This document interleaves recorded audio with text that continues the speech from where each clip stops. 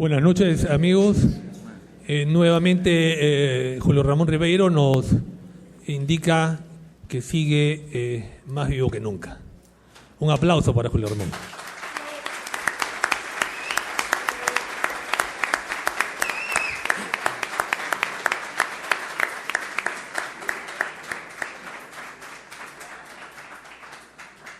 Saludamos la presencia de cada uno de ustedes, por supuesto la de nuestros dos invitados, la profesora Giovanna Minardi y el profesor César Ferreira, y como no, los sobrinos carnales de Julio Ramón, Gonzalo de la Puente y Juan Ramón Ribeiro. Bienvenidos a casa.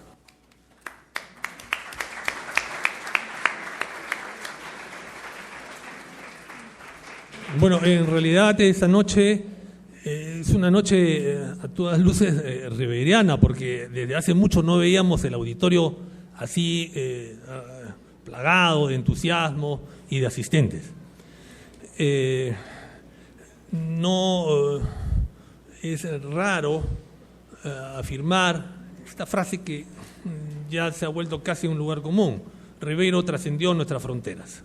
El hecho de que dos profesores, una italiana y un peruano, que ejercen la docencia en lugares distintos a nuestra patria y donde difunden en su cátedra no solamente la obra de Ribeiro, sino de las letras peruanas, ¿no? Implica pues que nuestra literatura, la literatura escrita con el castellano del Perú, sigue viva, ¿no? El motivo de esta reunión es presentar un libro donde solamente hay un solo ejemplar. Son las actas, por eso decía que era una noche ribeiriana, las actas de un congreso que organizó Giovanna Minardi en la universidad donde trabaja, en la Universidad de Palermo, en Sicilia, Italia. Ella, en primer lugar, va a explicarnos un poco qué motivó que organizase este evento, cuáles fueron los tópicos de este congreso y los diversos expositores que tuvo el famoso congreso. En segundo lugar, el profesor Ferreira va a acotar al respecto. Por favor, Giovanna. Recibamos a la profesora Minardi con fuerte aplauso.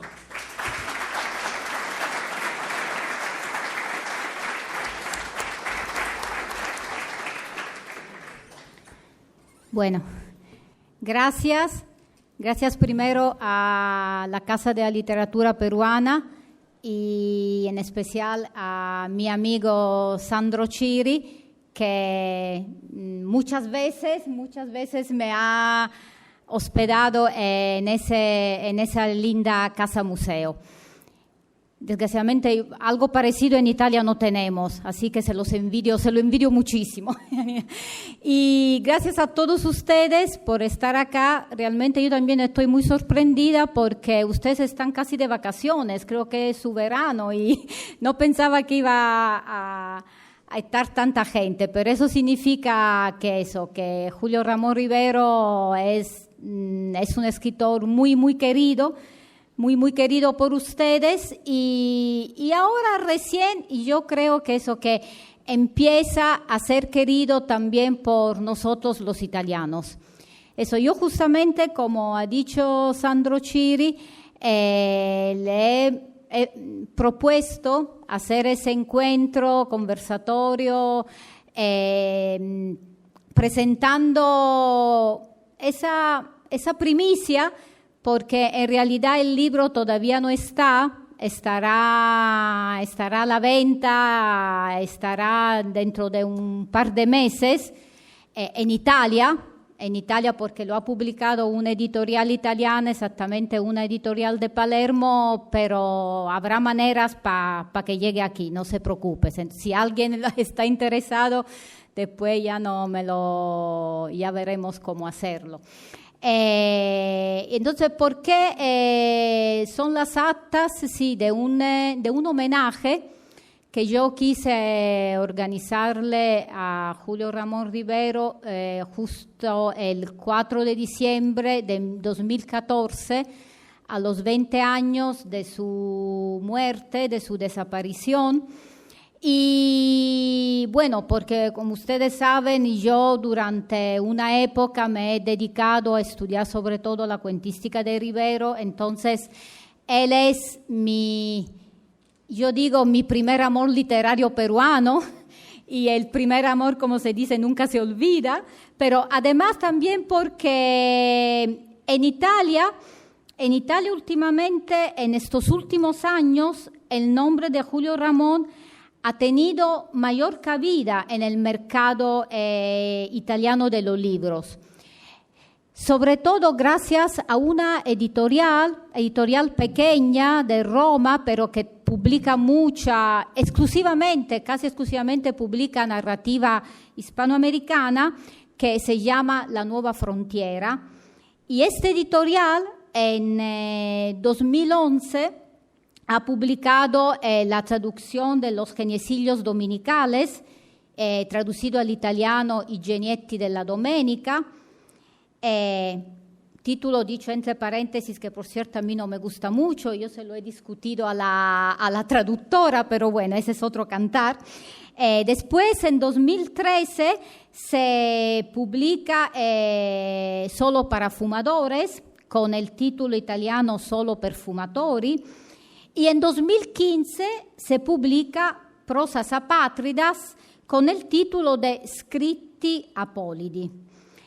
Entonces eso significa que, claro, que no se puede decir que Rivero sea uno de los escritores latinoamericanos y peruanos más leídos, pero de todas maneras ya se le empieza a conocer bastante y además él ya había sido traducido en los años 70.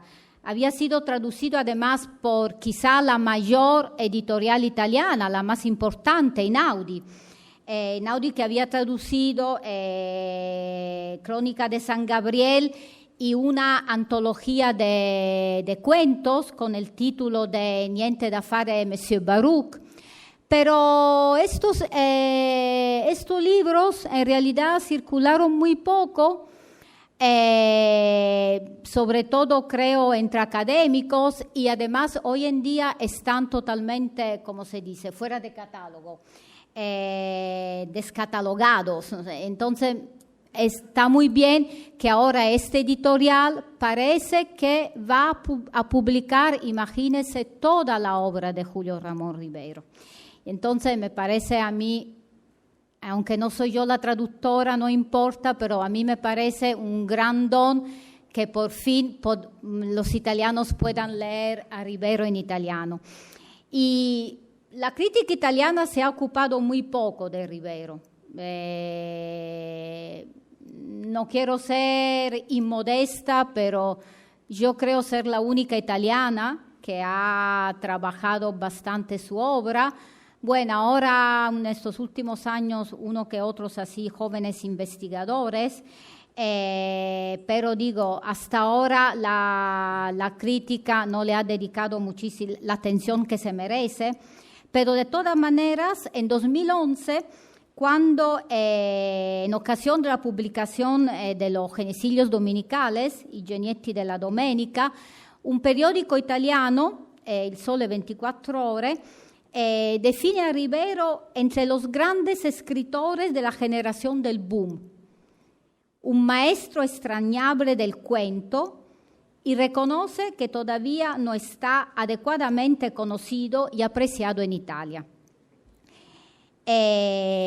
Italia, ustedes saben, además Julio Ramón estaba muy vinculado a Italia. A menudo, durante muchos años, él solía pasar un periodo de sus vacaciones en la isla de Capri. La isla de Capri, además, ustedes recordarán, aparece sea en Prosas Apátridas que en La Tentación del Fracaso. Y él escribió un cuento lo escribió en la isla de Capri, un cuento ambientado en la isla de Capri, que ustedes recordarán es Nui Caprense Cirius Illuminata. Un cuento que está incluido, perdóneme, en el libro Solo para Fumadores. Yo en este libro hago un análisis de ese cuento. Parece uno de los últimos que él escribió, porque repito, lo escribe en el 93, entonces un año antes de morirse, pero no les voy a leer mi texto, ¿no? Porque no quiero demorarme mucho. Solo quiero decir que este texto, ese cuento, que es uno, creo, de los menos estudiados de Julio Ramón Ribero. Por eso a mí también me llamó la atención, no solo por el hecho de que lo haya escrito en Capri, que además Capri en Italia se le asocia, hablando de escritores latinoamericanos, quedándonos en nuestro campo, digamos, se le asocia a Neruda, pero claro, no a Ribero. Y digo, ese cuento es un cuento aparentemente sencillo, pero que para mí presenta ciertos rasgos típicos de la cuentística de Julio Ramón. El protagonista, si ustedes recuerdan, un hombre maduro, casi aburrido de la vida, que quisiera volver a vivir una historia sentimental, recuerda a los protagonistas de La juventud en la otra ribera, de Terra Incógnita. Además, hay en ese texto también una confusión de identidades, de mujeres, que recuerda el cuento Los jacarandás. Y el protagonista, que se llama Fabricio, es alguien que ha renunciado a su vocación literaria, y esto lo hace muy parecido a protagonistas escritores o aspirantes escritores de otros cuentos de Ribero. Y por último, aparece en ese cuento Leticia, que si ustedes recuerdan es un personaje que habita su novela Crónica de San Gabriel.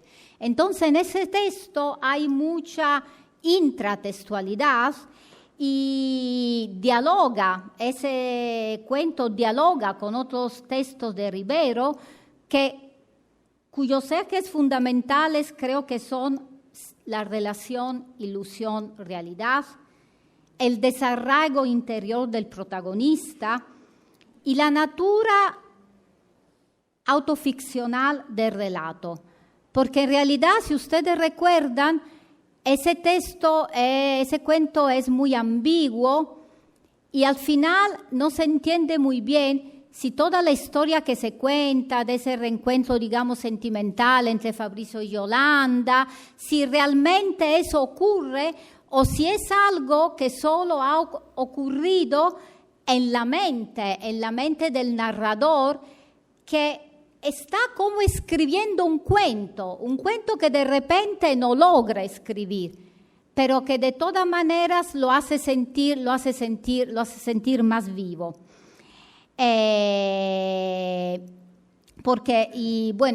Y mis conclusiones son, aquí voy a leer un poquito para que la cosa sea más rápida, que para Ribero la narración, como sabemos, es muy importante. La narración sirve el propósito de construirnos un yo que pueda vincularnos con nuestro pasado, en la medida en que somos el producto de nuestra memoria. Estamos hechos también de palabras y en un sentido esencialista constituidos por narraciones. La narración nos permite adaptar nuestra percepción del tiempo y construir un espacio donde el devenir continuo de los hechos se congela. Dicho de otro modo, el acto de escribir es un acto de recuperación, de apresamiento de lo fugaz y de la asignación de un orden entre muchos posibles a un contenido así recuperado. Quien narra construye su identidad a través de ese conocimiento nuevo al que ha accedido por el hecho natural de narrar. Y de hecho, los recuerdos buscan fijar a través de una narración un momento importante de nuestro pasado. No somos siempre los mismos, estamos todo el tiempo descubriendo nuevos aspectos de nuestro ser o de las circunstancias que nos rodearon en un determinado momento. Fabricio, repito, el protagonista, si ustedes recuerdan, ve como si lo viera por primera vez un arco allá en Capri, debajo del cual había pasado miles de veces, pero sin percatarse, sin darse cuenta. Y eso le hace remontar al tiempo de su infancia. Por lo tanto, los que escriben narraciones se ven inmersos en un intercambio subjetivo posibilitado por las palabras, que les permite darle un nuevo sentido y una finalidad no solo a su propia vida, sino a todo aquello que les permite inscribirse en la realidad. Rivero, por supuesto, era consciente de que en ningún momento la escritura es la vida, sino su simulacro. Y como escribe en Prosas apátridas, cito, «Me he condenado para siempre a pasar a côté de la cuestión». Fin de cita. Sin embargo, la escritura nos puede ayudar a revivir lo ocurrido o rehacer o hacer lo que no ocurrió. Y en el caso de ese cuento, los encuentros amorosos que no llegan a realizarse o completarse, no sabemos muy bien, adquieren de todas maneras vida concreta en la memoria, en el deseo y en el corazón de Fabricio. Ese es un poco, digamos, son mis reflexiones sobre ese cuento, que digo, le repito, les invito a leer, porque es un cuento aparentemente sencillo, pero muy, muy interesante. Ahora, pasando un poco a ese librito, y aquí ese incluye cuatro ensayos sobre la obra de Rivero. Repito, porque en ese homenaje que le hice en Palermo con mi universidad y con el Instituto Cervantes de Palermo, les invité a varios especialistas riberianos y entre ellos estaba mi amigo y distinguido profesor César Ferreira, que por eso que también está aquí, muchas gracias, y por eso es un gran honor, una gran felicidad poder compartir esta mesa con él. Y entonces los trabajos que constituyen ese volumen exploran aspectos literarios, pero también paraliterarios del universo ficcional de Rivero. César Ferreira, él nos hace en su texto un recorrido puntual de la obra cuentística de Julio Ramón, afirmando que se trata de una obra, y le cito a César, de una obra escrita en silenciosa rebeldía y un poco a contracorriente de su tiempo.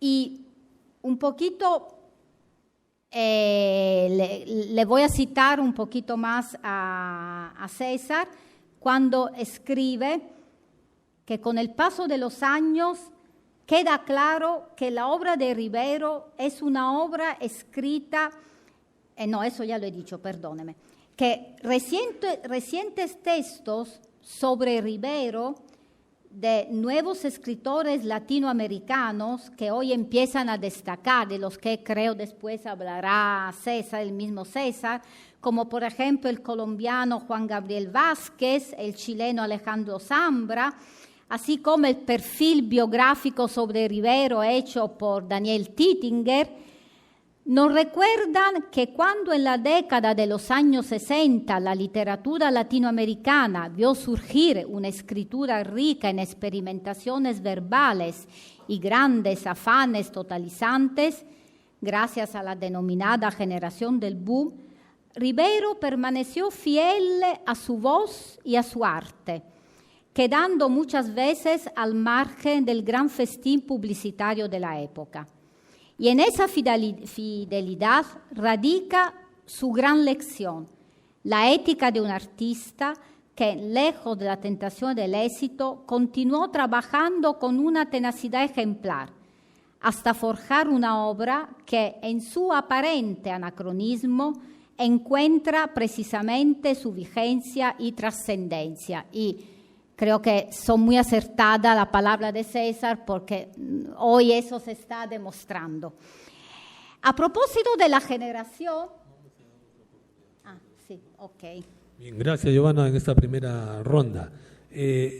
El profesor Ferreira ejerce la...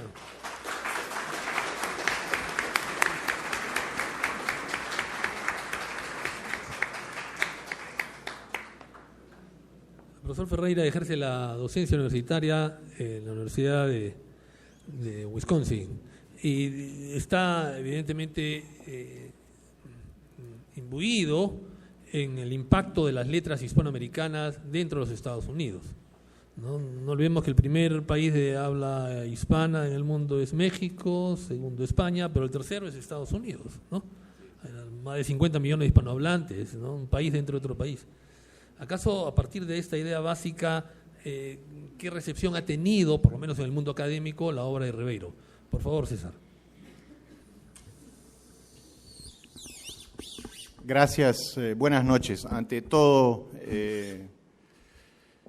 quiero expresar mi gratitud a Sandro Chiri, a la Casa de la Literatura Peruana por su hospitalidad y a todos ustedes que demuestran de manera muy palpable la vigencia y el cariño que la gente tiene siempre por la obra de Julio Ramón Ribeiro. Yo tuve la suerte de conocer a Julio Ramón en enero de 1994 en su departamento de Barranco. Andaba por ahí también mi amigo Jorge Coaguila, a quien le debemos también muchísimo para que la obra de Ribeiro no se pierda, para que Ribeiro tenga nuevos lectores. Tengo también que agradecer a Giovanna Minardi la posibilidad de haber viajado hasta Palermo hace ya más de 2 años, nada menos que para ir a hablar sobre Ribeiro. Yo creo que el primer sorprendido de este hecho sería el propio Julio Ramón, que en Sicilia había 4 o 5 personas hablando de su obra con enorme afecto y con enorme admiración. Creo que es justo también reconocer públicamente la labor que cumple Giovanna Minardi en Italia, en el mundo académico italiano y en el mundo editorial italiano, para que la obra de Ribeiro se siga divulgando y siga ganando nuevos lectores. Gracias a ambos en todo caso. Yo, respecto de la pregunta que ha planteado Sandro, diría lo siguiente. Yo soy profesor de literatura latinoamericana en los Estados Unidos hace 25 años. Y seguramente, como muchos de ustedes, leí a Ribeiro en secundaria. Y una de las preguntas, ojalá haya un tiempo para dialogar un poquito con el público, al menos esa sería mi idea esta noche. Una de las preguntas que siempre me hago es: ¿en qué reside la vigencia de la obra de Ribeiro? ¿Por qué nuevas generaciones leen la obra, los cuentos de Ribeiro, y por qué reaccionan tan positivamente ante la lectura de sus textos? Hay algo en la obra de Ribeiro que nos sigue diciendo algo hoy, muchos años después incluso de su muerte, ¿verdad?, respecto de quiénes somos los peruanos, respecto de qué es Lima como escenario, y creo que eso tiene que ver con el hecho de que el personaje ribeiriano clásico, ese hombre de vida gris, excluido del festín de la vida, como dice uno de sus textos, sigue teniendo vigencia. Yo he enseñado muchos años los cuentos de Ribeiro en los Estados Unidos, y mi primera respuesta ante el comentario de Sandro sería que el hispanismo pasa por los Estados Unidos. Ese ha sido el caso desde hace muchos años. Es decir, que Estados Unidos, Sandro lo sabe, Sandro también pasó una temporada allá, el hispanismo en el mundo académico norteamericano convoca a todos quienes nos interesamos por las letras peruanas, argentinas, mexicanas, etcétera, etcétera, españolas, por supuesto, y Estados Unidos se vuelve un gran foro de diálogo para poder conversar sobre aquellos autores que nos interesan y hacer de ellos motivo de muchos estudios críticos. Una cosa, Julio Ramón, como ustedes saben, falleció en diciembre de 1994. En pocas palabras, yo lo conocí el último año de su vida, estuve varias veces con él, en Madrid, después otra vez en Barranco. Recuerdo mucho que fui a visitarlo en Barranco en agosto del 94, que fue la última vez que lo vi, porque había llegado a Lima el profesor Dick Gerdes, que era un peruanista norteamericano, que escribió la primera tesis doctoral sobre la obra de Ribeiro allá por los años 70. Y me dijo, yo lo conozco, pero quiero volverlo a ver si es posible. Llamé a Julio, me contestó y me dijo, sí, está bien, vengan a eso de las 11 de la mañana a mi casa. Debo decir que, a diferencia de mis otros encuentros con Julio, esta vez estaba particularmente locuaz. Locuaz, contento, comunicativo, porque era un hombre parco, discreto, elegante, amable, pero de pocas palabras. Eso sí, muy agudo y muy inteligente. A eso de las 12 nos dijo, como solía decir él, vamos a tomarnos un copetín.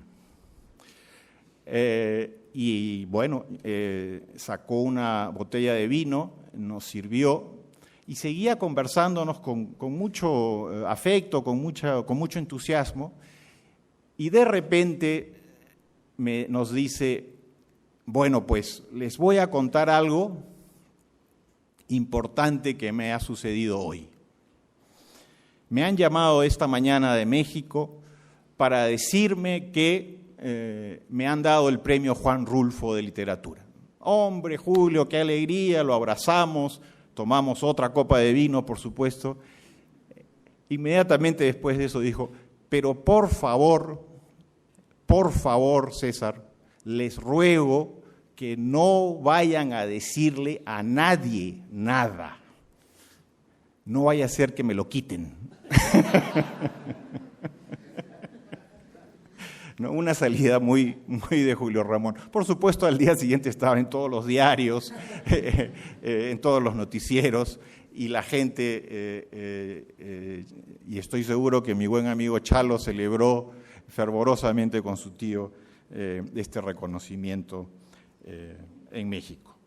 Ahora, es verdad, cuando empecé a estudiar en Estados Unidos mi doctorado, poca gente hablaba de Ribeiro. Eso ha cambiado drásticamente debido a muchas circunstancias, supongo, pero lo cierto es que ahora se ha acumulado una bibliografía muy respetable, una bibliografía académica en torno a la obra de Ribeiro. Y por eso debo agradecerle nuevamente a Giovanna la iniciativa de publicar los textos que están en este librito que ella ha sacado en Palermo, pero debo también recordar, y quiero mencionar sobre todo y ante todo, un nuevo rescate que le debemos a Jorge Coaguila, que es La Casa Sutil. Estos textos eran inhallables, se publicaron por vez primera en 1976 en una de esas ediciones peruanas muy modestas que se deshojaba cada vez que volteábamos la página, y que además no incluía todos los textos, los ensayos que en vida escribió Julio Ramón. Pues aquí están en una edición impecable, afortunadamente publicado además por una editorial peruana, de manera que para quienes admiramos la obra de Julio, a mí me da una alegría enorme saber que esto ahora sí está disponible en el Perú. Fuera del Perú, sin embargo, Hay un profesor de la Universidad de Navarra, Javier de Navascués, quien ha escrito un estupendo estudio sobre Ribeiro que se llama Los refugios de la memoria. La Casa de la Literatura Peruana, siempre atenta, en la Casa de la Literatura Peruana hay un ribeirista silencioso y discreto que está sentado también hoy en la mesa, que se llama Sandro Chiri, y sé que gracias a Sandro se ha publicado un libro del profesor Ángel Esteban de la Universidad de Granada que se llama El flaco Julio y el escribidor Julio Ramón Ribeiro y Mario Vargas Llosa. En México, por supuesto, está el libro de Daniel Tittinger, ¿no? El retrato, Un hombre flaco, retrato de Julio Ramón Ribeiro del año 2012, pero que por esas ironías del destino pues está publicado en Chile, ¿no? En México, por otra parte, apareció un ribeirista, al quien le agradece, no tenemos sino agradecerle su labor. El profesor Juan José Barrientos de la Universidad Veracruzana es un apasionado de la obra de Ribeiro, publicó hace poco una antología de sus cuentos en la Universidad Veracruzana y ahora entiendo que ha publicado también las cartas de Ribeiro a Wolfgang Luchting, un alemán, profesor en los Estados Unidos también, un peruanista que divulgó mucho en los años 70 a nuestros escritores. Quiero también traer a colación una tesis doctoral que ha escrito Paul Baudry en la Sorbona, en París. Acaba de doctorarse con una tesis sobre Ribeiro. El libro de Giovanna incluye un estupendo texto de Paul Baudry. Tuve la oportunidad no solamente de compartir la mesa con él en Palermo, sino de escuchar sus lúcidas ideas sobre Ribeiro, y me parece que es uno de los nuevos y buenos, excelentes ribeiristas con los que cuenta el Perú. Y también en España está mi amiga Paloma Torres, que ha terminado también una tesis doctoral sobre Ribeiro y que espero se publique en el Perú pronto. Y después, como mencionó rápidamente Giovanna, cuando preparé la ponencia para el coloquio en Palermo, me di con la grata sorpresa que los nuevos escritores que están destacando en América Latina, como Juan Gabriel Vázquez de Colombia y como Alejandro Zambra de Chile, se interesaron por la obra de Ribeiro, sobre todo por sus diarios, ¿no? Que es lo que más mejor se ha divulgado en Europa. Y se hacen la gran pregunta que nos hicimos los peruanos desde hace mucho tiempo atrás, que es ¿por qué se conoce tan poco la obra de este gran escritor? Pero lo cierto es que ellos ya lo descubrieron y tienen una enorme admiración, como todos nosotros, por la obra de Ribeiro.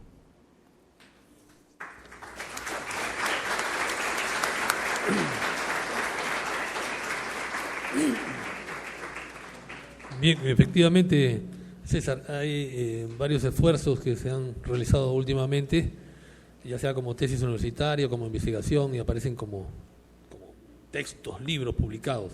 El libro que tú has mencionado, el profesor Ángel Esteban, El flaco Julio y el escribidor, Julio Ramón Ribeiro y Mario Vargas Llosa, cara a cara, tiene su primera edición de octubre de este año, del año 2016, y que ahí casualmente el Fondo Editorial Cultura Peruana nos ha dejado algunos ejemplares a la venta a un precio simbólico de 20 soles.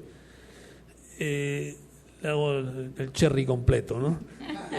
El profesor también, Antonio González Montes, ha publicado no hace mucho en la Universidad de Lima un estudio sobre Ribeiro. Digamos que Ribeiro va a seguir dando materia prima para que lo lean, lo relean, etcétera, ¿no?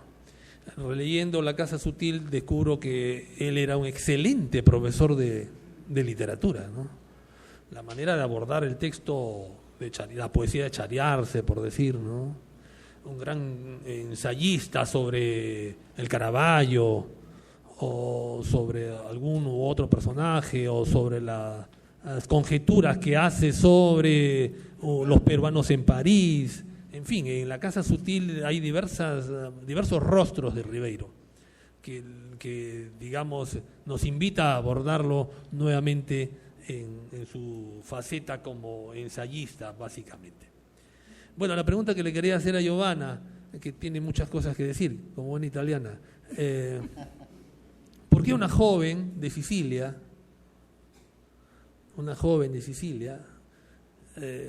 se enamora de la obra de Ribeiro?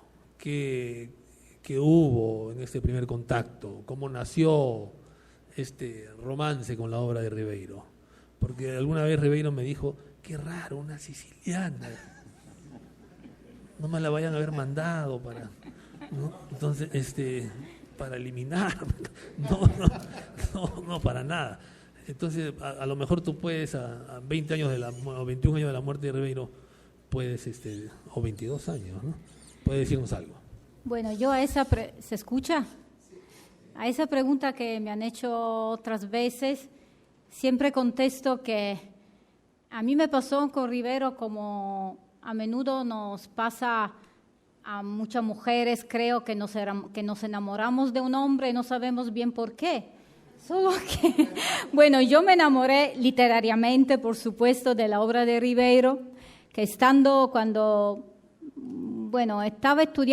viviendo y estudiando en la Universidad de Oviedo, en España, y quería, no sé por qué, en realidad eso, repito, no sé por qué, será que alguna vida pasada ya había conocido ese país, no lo sé bien, pero me atraía mucho Perú y quería trabajar sobre un escritor peruano, pero que no fuera muy conocido como en España, digo en España, no en Italia, en España lo era por supuesto Vargas Llosa, lo era Arguedas, Corsa y Vallejo y otros.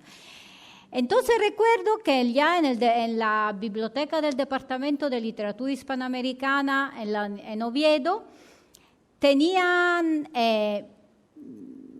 estaba el libro La Juventud en la otra Ribera, esa antología de cuentos publicado por Argos Vergara, una editorial que después cerró.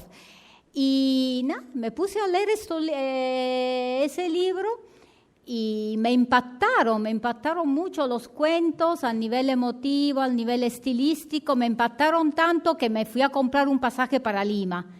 Y me vine a Lima para conocer los lugares de los que habla Ribeiro en sus cuentos. Y así, mi primer viaje a Lima fue un viaje literario. Gracias, se lo debo a Julio Ramón. Y de ahí decidí hacer mi tesis doctoral sobre su cuentística. Recuerdo que siempre estando en Oviedo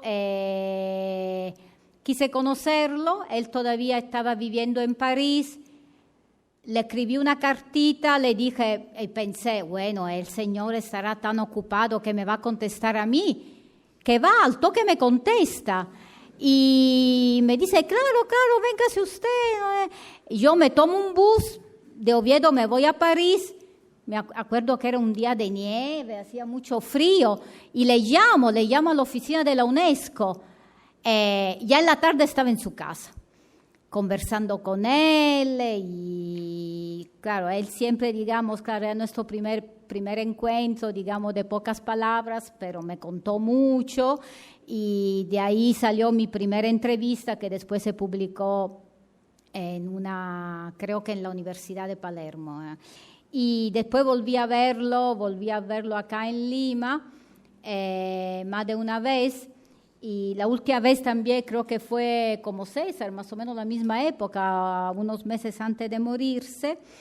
Y tengo guardadas unas cartas que él me escribió cuando traduje algunos cuentos de él que salieron en un libro que se titula Silvio nel Roseto. Y una de estas cartas la incluyo en ese libro y él, muy generoso, me Bueno, en un primer momento recuerdo que le escribió a la editorial de Palermo diciendo: yo quiero revisar la traducción de los cuentos de esta señorita siciliana, que no sé, pero después al poco tiempo mandó otra carta en la que decía, esa es la que publico: no hace falta que me envíe sus traducciones, confío en su calidad. Bueno, y después me dice, ok, le doy mi visto bueno, y de ahí, bueno, salió el libro. Entonces, siempre esa su generosidad y él decía, yo confío mucho en la gente que estudia mi obra, ¿no? Y de ahí eso nació, y digo, continúa este amor literario, aunque claro, últimamente me he dedicado también a otros escritores, pero que de cierta manera están vinculados a Rivero, como por ejemplo el caso de Eyelson. Justo siempre acá, gracias a Chiri, en la Casa de la Literatura, hace 2 años se hizo un homenaje a Eyelson, y yo presenté un texto en el que digo que para mí, por ejemplo, Eyelson es un narrador de la generación del 50, y de eso se percató Julio Ramón Rivero. Por eso él fue uno de los pocos que le entrevistó a Eyelson y que se fijó en la calidad literaria de la primera novela de Eyelson, El cuerpo de Giuliano, que en un primer momento cuando en el Perú pasó casi desapercibida. Y entonces eso es un poco repito, como nace mi amor por Julio Ramón. Y por eso cuando en 2014 yo sentía esta necesidad de rendirle homenaje, y realmente fue un día, además estaba también el agregado cultural de la Embajada del Perú en Roma, me dio su apoyo la Embajada, me dio su apoyo la editorial Nueva Frontiera, pero sobre todo me dieron su apoyo César, que ya lo he dicho, Navier de Navascués. César ya citó, ¿puedo decir un poco cuáles son los textos que incluye el libro? Ahí digo, es un texto de Javier de Navascués que se titula Rivero, un puesto en el canon entre dos mundos. Entonces, bueno, Javier más o menos dice que sí, Rivero no participó, digamos, en el así llamado festín del boom de la literatura hispanoamericana, pero no es que no participó porque no pudo, sino porque él no quiso. Eso es entonces algo muy interesante sobre qué reflexiona Javier. Que no se lo voy a contar porque después lo van a leer en el libro, pero digo, es interesante porque esa fue una postura no solo existencial, como se ha dicho, porque era muy tímido, muy retraído, no fue solo eso, pero la suya fue también una postura, digamos, literaria, estética. Los grandes relatos, estos mega relatos barrocos que hacían ciertos escritores del boom, a él no les interesaban, no. Pero al mismo tiempo Javier de Navascués hace hincapié en que Rivero se adelanta a ciertas, a modas, pero modas en el sentido positivo de la palabra, literarias y no solo literarias que han surgido, que se han desarrollado después, como en los años a venir, como por ejemplo el fragmentarismo, como por ejemplo la minificción. Hoy que tantos, aquí también en el Perú, felizmente, ahora hay un gran fervor sobre la minificción, el microrrelato, no sé si está todavía Ronnie Vázquez por aquí, pero ahí va. Y a eso se adelantó Rivero. Rivero se adelantó al fragmentarismo, a la minificción, como también del que tanto también se ha hablado, su escepticismo, que no era pesimismo, sino escepticismo, como él decía. En eso también se adelantó, por ejemplo, a ciertas cosas a lo que escribió años después Lyotard en su famoso ensayo sobre la condición posmoderna. Entonces, digo, eso más o menos es el texto de Javier de Navascués. Otro texto de otro escritor, joven investigador, pero realmente muy brillante, y por cierto su tesis doctoral que defendió en la Sorbona ha ganado el premio, recién nos mandó la noticia, Paul Baudry. Paul Baudry, que eso, yo lo conocí en Palermo, antes no lo conocía, y él escribe un texto cuyo título es La maldición editorial de Julio Ramón Ribeiro, 1955-75, una racionalización del mito. Bueno, ese texto también es un texto muy bien trabajado, en el que Paul hace también como una especie, digamos, de panorama, de cronistoria, de todo, digamos, los textos de Julio Ramón que se ha publicado acá en el Perú, llenos de faltas, de errores, sí, leo, por ejemplo, voy a ver un poco el texto le leo algo muy rápido del texto de Paul, cuando por ejemplo sale, bueno, ustedes recordarán en su libro Las botellas y los hombres, que por ejemplo la primera edición sale al revés, los hombres y las botellas.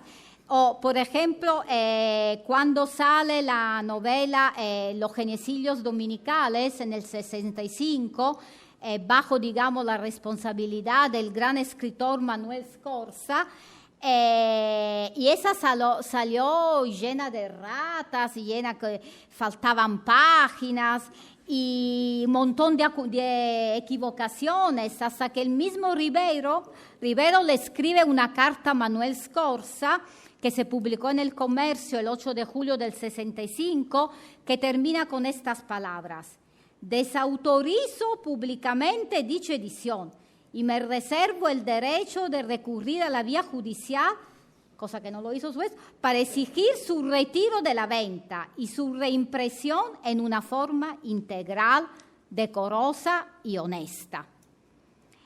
Entonces, él dice que se consideraba casi un escritor maldito en aquel sentido, como por ejemplo escribe, creo que en Prosas Apátridas, cuando él se pregunta, dice, no lo dice en prosas, sino lo dice en una entrevista que le hace un periodista. Dice: a veces se me ocurre preguntarme, ¿he tenido suerte con la publicación de mis obras? Y si tengo necesidad de contestarme, debo confesar que no. Entonces ese texto, digo, es un texto de Paul muy, muy interesante. Como también es interesante el texto de otro riberiano que ha citado César, Juan José Barrientos, este mexicano, que realmente él no estuvo en Palermo, pero lo encontré en otro congreso y sí compartimos una mesa riberiana y él me dijo si le podía publicar su texto, le dije que sí. Y en ese texto, del que ahora ha salido el libro, como acaba de decir César, aquí él analiza, bueno, el texto que me envió se titula Ribero y su agente, y justamente en ese texto aparece la cronistoria, eso del, ¿cómo se dice?, del epistolario, del carteo que hubo entre Julio Ramón y Luchting, que por supuesto no fue un carteo muy cariñoso ni muy afectuoso. Bueno, hay cosas también muy duras que se dicen, problemas de plata, pero digo, es un aspecto, no sé si llamarlo paraliterario, pero también muy, muy interesante. Y estos son los ensayos que componen el libro. Y para terminar, luego les escribí, me puse en contacto con 2 escritores peruanos que fueron muy amigos de Ribeiro, que son Carlos Meneses, que vive en Palma de Mallorca, y Luis Enrique Tort, que vive, creo que está en Lima, lo había invitado, pero... y ellos me mandaron como una especie de testimonio, y que también los incluyo en ese texto. Y nada, y con eso solo espero que Julio Ramón quede contento con ese librito palermitano, aunque los textos no están escritos por palermitanos, excepto yo sobre su obra. Es curioso. Gracias. Lo que decía Giovanna, un profesor argentino me decía en los Estados Unidos, uno de mis sueños antes de morir es ir a Lima, tomar un taxi y pasear por las calles de Miraflores, Lince, el acantilado. Es decir, la Lima que tenía este señor, claro, era la Lima de los años 50. Uh-huh. O lo que dijo Ángel Esteban cuando presentó en Sevilla el libro que se acaba de agotar, ¿no?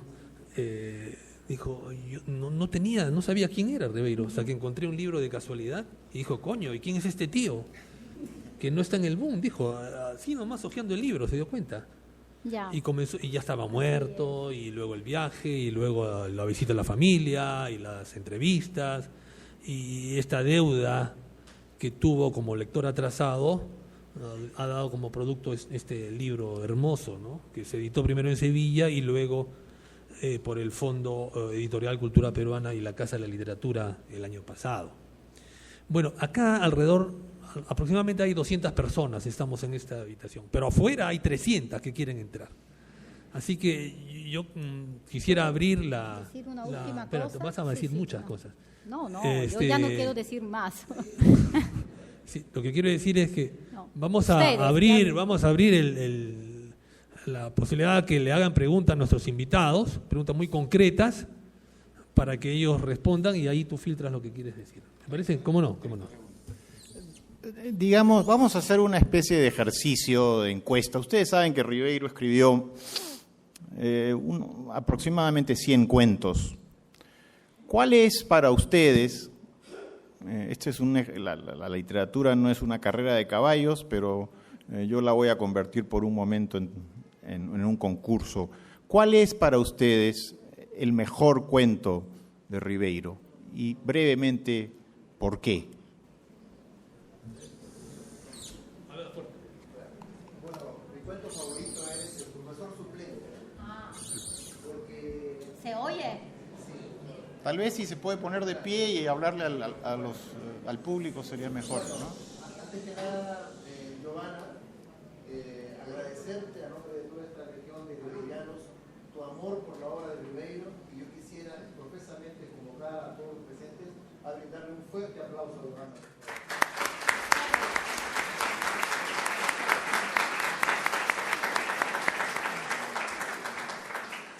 Bueno, yo recuerdo que estaba también en la secundaria y leí El profesor suplente, y se parecía a un profesor que yo tuve de literatura, tímido, un poco acobardado para hablar, ¿no? Pero que tenía mucho que decir, pero no lo decía, y me hizo recordar a este profesor, y también esa cobardía, esa tentación al fracaso permanente a los personajes de Ribeiro, que lo hace, no asume el reto. Me conmovió esa parte final cuando llega a su casa derrotado porque no entró a la clase que debía dar, y su esposa lo recibe ilusionada. ¿Cómo te fue? Y él dice, muy bien, pero luego al ver por primera vez en los ojos de su mujer orgullo en los ojos de él se conmueve, la abraza y llora. Me conmovió, y ese es uno de mis cuentos favoritos. Gracias.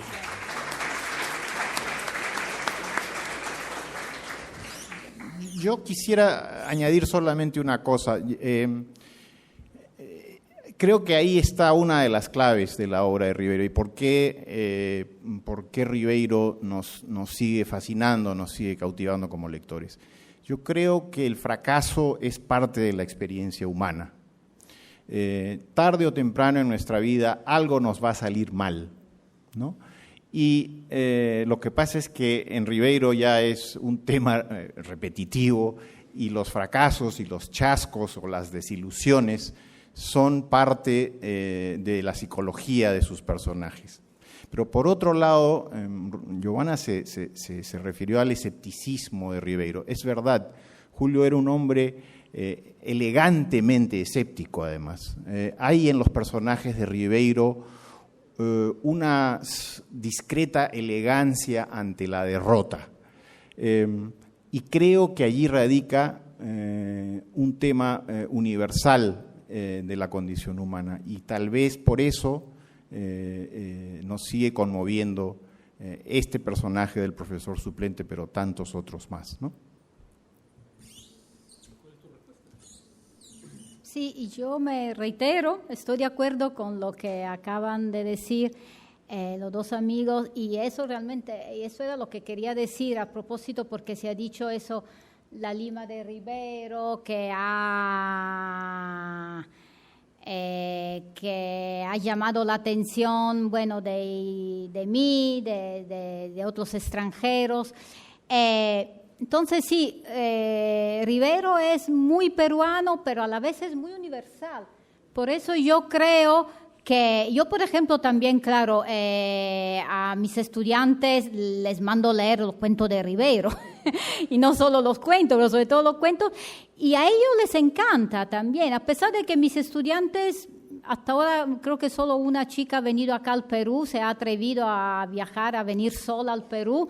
Los demás todavía no conocen Perú, no conocen Lima, no saben muy poco de literatura hispanoamericana, pero el mundo ficcional de Ribeiro les fascina porque justamente eso es un mundo, digo, muy limeño, pero a la vez muy universal. Estos fracasados, los seres humanos, todas nuestras mediocridades, contradicciones, ambigüedades, eso es universal.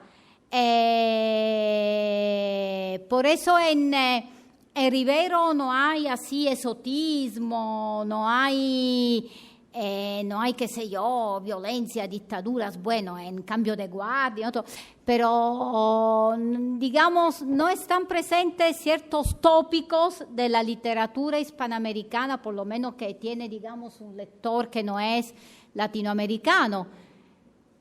Pero con todo eso, yo le digo, cautiva mucho justamente por eso, porque su manera de dibujar los personajes, aunque así los dibuja con pinceladas muy rápidas, pero son muy, muy eficaces y llegan al corazón, diría, aunque una crítica literaria no debería utilizar esta palabra, pero llega al corazón de todos.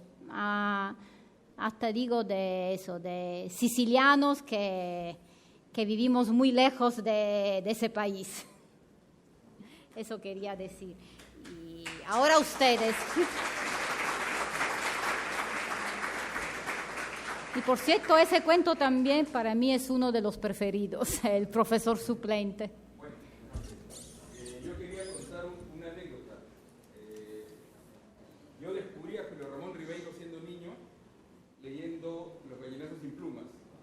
En un libro que encontré en mi casa, como me pasó con tantos libros, en mi casa había libros y nunca sabía yo de quiénes eran, mis tíos, mi papá, no sé.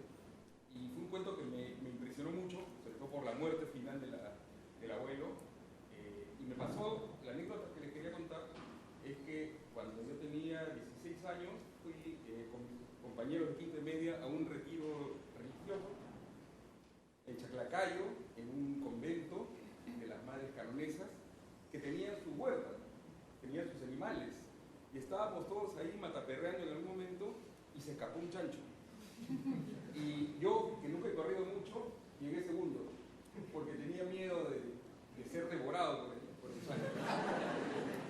Ahora, quiero decir cuál es el cuento, uno de los cuentos que más me apasiona de Ribeiro, que creo es El próximo mes me nivelo, que tiene sí seguramente el tema del fracaso, ¿no? Pero me gusta mucho por el sentido del humor que despliega. ¿no? Esa larga pelea, y por un asunto más, ¿no? Yo no soy un crítico literario, pero me gusta mucho el movimiento que tiene el cuento, ¿no? Es como una gran película, ¿no? Una película, es decir, una sola banda, ¿no? Que se mueve y se mueve y se mueve hacia su final, ¿no? Está lleno de imágenes y otra cosa que me gusta mucho es la vida de barrio, ¿no? Que está plasmada ahí, y el hecho y la solidaridad del amigo que viene a pelear con los amigos, ¿no? A pesar de que él ya está en otra etapa de su vida. Era eso. Gracias.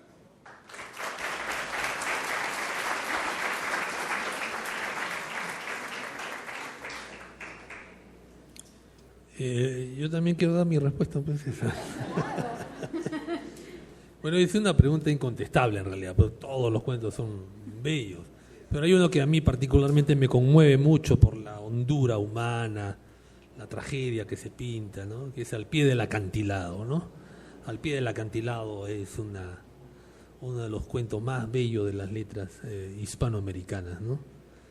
En fin, con respecto al próximo mes Menivelo, en la vida real los personajes existieron. El joven que pelea por los surquillanos, en la vida real, fue hermano de Antonio Gálvez Ronceros, del escritor. El escritor Gálvez Ronceros, con los años, le enseña el cuento, le lee el cuento a su hermano mayor. Fíjate, este eres tú, le dice, porque esta historia tú no la has contado. ¿Y quién la cuenta? Un flaquito, sí, un flaquito. Y escuchó con calma y dijo, no es así la pelea, no ha sido así, yo tendría que escribir mi versión, ¿no? Porque quien salió abollado fue el otro, ¿no?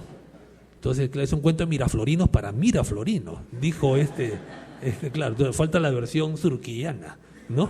La versión surquillana. Entonces, claro, es pero es ficción, es ficción. Bien, me gusta, ¿tú quisieras? Yo solo, Sí, ¿puedo? pues, Dos por palabras. favor. No, porque el señor dijo algo muy interesante sobre el humor, el sentido del humor de Rivero, que realmente eso, o sea, realmente se dice eso, el escepticismo, ese mundo gris que aparece en su obra ficcional. Pero yo también creo que sí, que hay bastante humor en la obra de Rivero, que creo que algo se ha estudiado, algo me parece que en algún artículo, pero que creo que daría para más, ¿no? Creo que habría que trabajar más, ahondar más en ese aspecto de la obra de Rivero, porque yo, por ejemplo, el mismo cuento, creo que es, ¿cuál es el de, en este momento, La juventud en la otra ribera, por ejemplo? A mí me parece que ese cuento también es bastante humorismo, pero hay humorismo en italiano. Hay bastante humor en la obra de Rivero, que es humor, justamente, no es ni... como se dice, ni ironía, ni sarcasmo, sino humor, ¿sí? Porque es un humor mezclado siempre con cierta ternura, con cierta comprensión de todas las debilidades que todo ser humano tiene, desde el presidente de la República hasta la persona más humilde de este mundo, ¿no? No hay ningún ser perfecto. Esto siempre nos decía Julio Ramón, ¿no? Pero no para justificarse, sino para para retratar realmente lo que somos. Por eso el humor me parece, lo lanzo para si algún joven quiere hacer su tesis sobre el humor en la obra de Rivero. Sí, a propósito del humor, hay un cuento donde el humor es un gran elemento que se llama alienación, ¿no es cierto? Para mí, uno de mis cuentos preferidos de Julio, será también porque vivo en los Estados Unidos, pero ese personaje de Bobby López que dice el texto, durante toda su vida trata de deslopizarse, ¿no? Es decir, de convertirse en un gringo. Incluso se echa polvo, en serio, se adelanta en realidad a Michael Jackson, por decirlo de alguna manera, ¿no? Pero quiero compartir con ustedes una anécdota que vi el año 94, en mayo del año 94, la Casa de América en Madrid le organizó un homenaje a Ribeiro. Y tuve la suerte de participar en ese homenaje. Y ahí se publicaron lo que en ese momento era los cuentos completos de Ribeiro por la editorial Alfaguara, ¿verdad? Y el suplemento literario de Babelia, del diario El País, le dedicó la portada a Ribeiro. La portada tenía un título muy lindo, El desembarco de un clásico. Creo que nadie cuestiona ya que Ribeiro es un clásico a nivel peruano y sobre todo a nivel latinoamericano. Pero en esa ocasión estábamos en una sala que es un anfiteatro en la Casa de América, y los que hablábamos estábamos sentados abajo, digamos. Y yo era joven, en esa época me peinaba con raya, en fin. Estábamos en la mesa dos críticos españoles y yo, y también un amigo muy querido de Julio Ramón, que es Alfredo Brais. Bueno, pues yo era el tercer ponente. Cuando empezaron a hablar los españoles, habló el primero y yo vi que había un señor flaco, un poco desasiado, digamos, o poco aseado, que cuando terminaban las ponencias bajaba unas filas más, aplaudía y bajaba unas filas más. Habló el segundo y otra vez hizo lo mismo.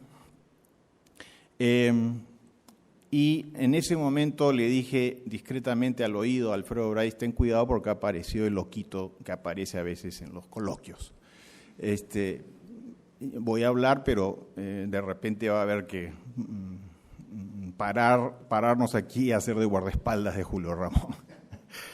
En todo caso, yo terminé de leer mi ponencia y efectivamente este individuo vino y se paró delante de Julio Ramón y le dijo: Julio, ¿no me reconoces? Y él le dijo: no. Dijo: soy Torroba, el personaje de La Primera Nevada. Y le estiró la mano y Julio le dijo: ¿Torroba? Dice: sí. ¿Qué flaco estás? Le dijo. Le dio la mano, se dio media vuelta, subió la escalera y desapareció para siempre. Es decir, que los personajes de Ribeiro, los invito por supuesto a leer La Primera Nevada, que es un cuento magnífico que ocurre en París. El pasado de Ribeiro apareció delante de nosotros cuando a Julio le tocó leer esa semana un texto. Por supuesto leyó en homenaje al desaparecido Torroba La Primera Nevada.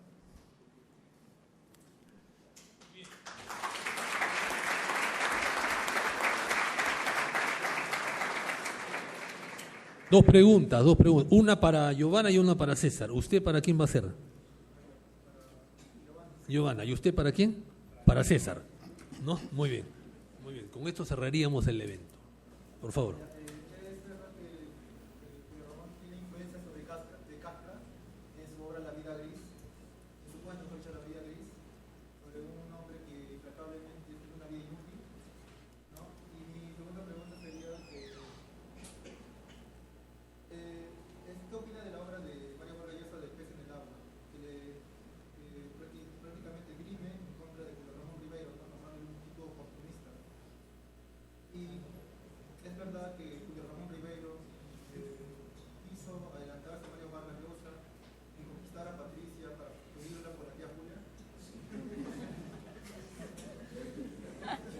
Tres en una.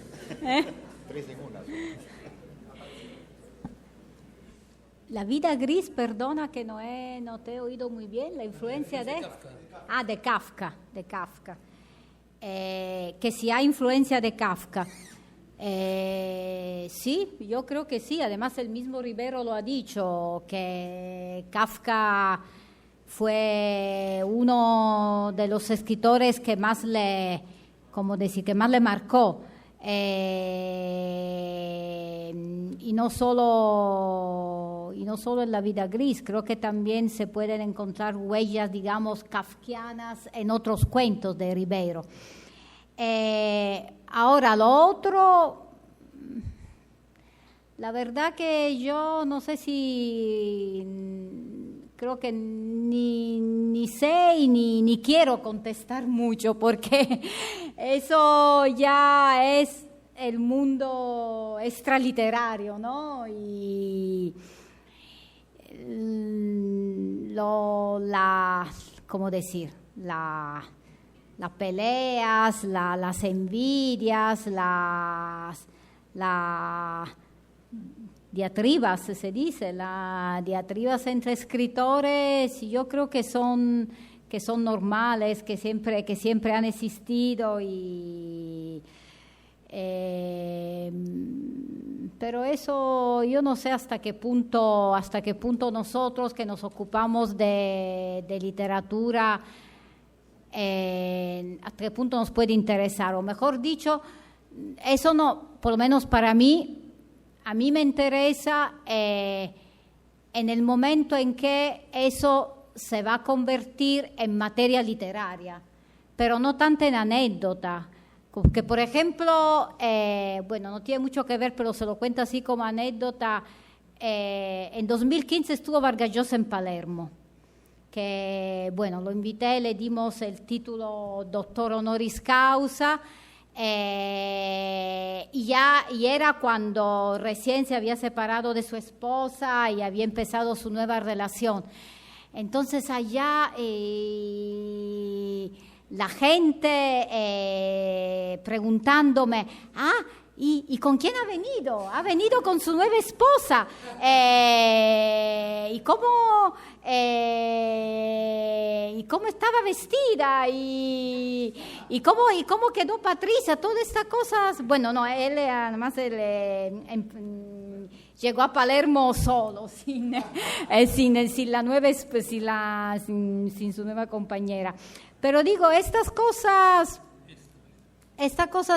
a mí personalmente no me interesan mucho. Ahora, de la relación Vargas Llosa Rivero, yo creo que en el fondo, por lo menos por lo que escribe, lo poco que escribe Rivero y lo poco que escribe creo también Vargas Llosa, pero en eso yo creo que en el fondo no tenían una buena relación, por lo menos como escritores se respetaban, y quizá no tanto que no puedo llegar a decir quizá que se querían, aunque creo que sí, por lo menos hubo un momento en que, pero se respetaban mucho. Y lo que pasa es que, y a veces cuando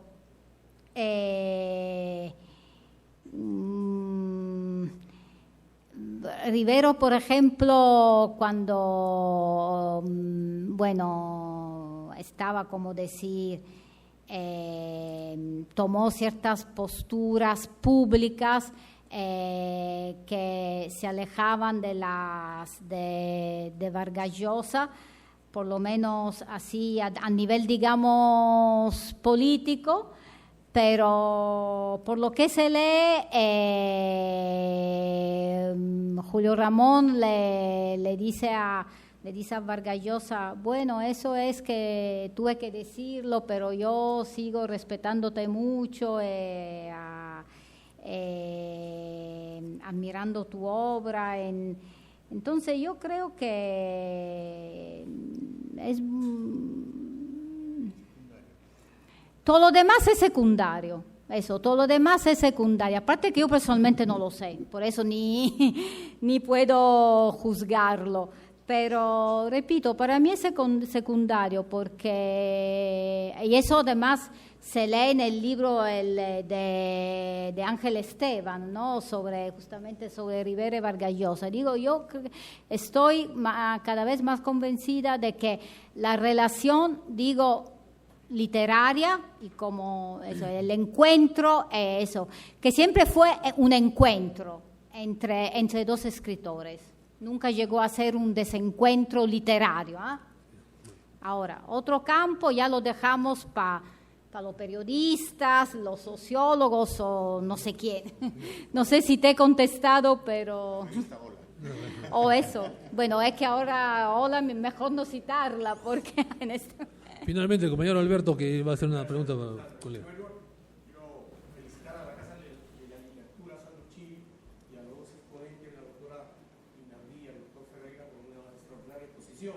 Yo quisiera preguntarles a ustedes dos sobre 3 cuentos que tienen 3 registros diferentes y que nos pudieran dar ustedes su opinión, ¿no?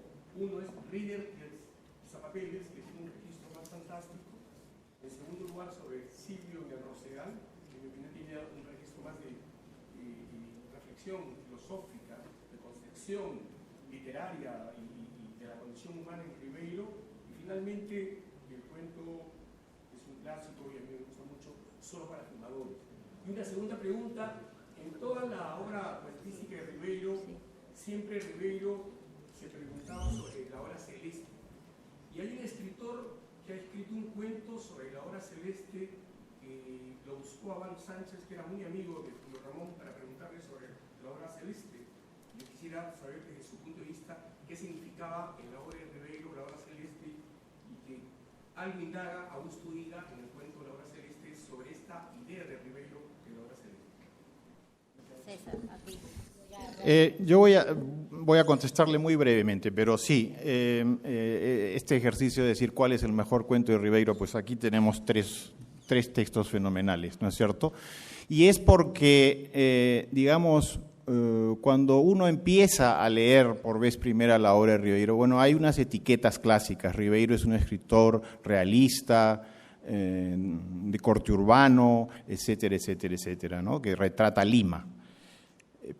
Pero esa definición es ya parcial y diría yo obsoleta, porque lo cierto es que el registro cuentístico de Ribeiro es muy amplio.